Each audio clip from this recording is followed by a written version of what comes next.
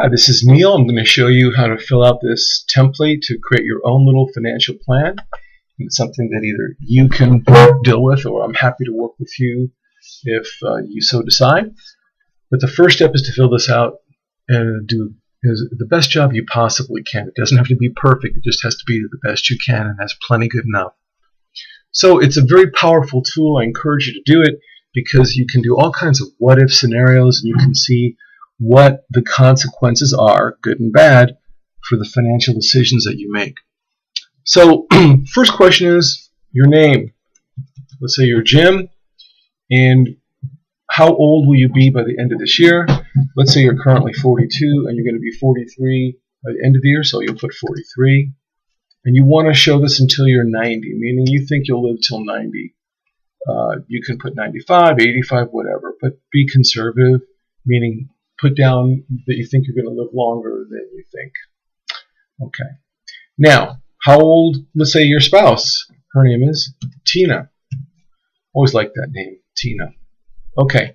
How old will Tina be by the end of this year? Let's say she's going to be 37. And Tina's going to live until 95. Okay, so let's put that in there. Monthly spending. It's really important to get a good sense of how much you spend each month, especially when it comes to planning. Now, you can either use a software budgeting tool, or you can go back and use your last 5 months of 5 or 6 months of bank statements and compute an average. And I can show you how to do that. If you shoot me an email, I'll send you a post that tells you how to do that. Let's say you think your average spending is about $7,500, and you're going to increase it by 2% a year. Okay. Then, over and above your increased spending, you're going to be spending $200 a month for, let's say you've got some other added expense.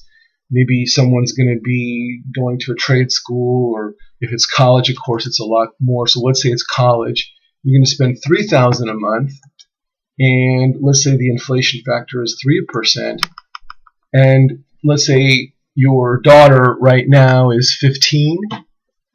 Okay, so that's going to start when she's 18, so it's going to start in 3 years from now, and it's going to last for 4 years. So again, we have an increase expense of $3,000 a month.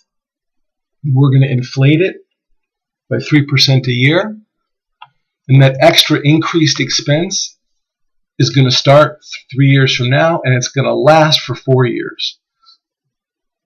But let's say in 10 years from now, your house is going to be paid off. So your expenses will only be $5,500 a month. Oops, let's say your expenses are going to decrease. So we'll put a negative. Decrease $2,000 a month.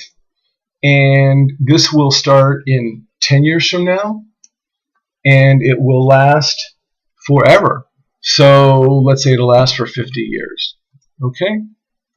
So again, if you have an increased expense for a limited period of time, okay, you put the increase here with inflation if you want to, and when it starts and how long it will go for. If there's a decrease in your expenses, how much will it decrease per month?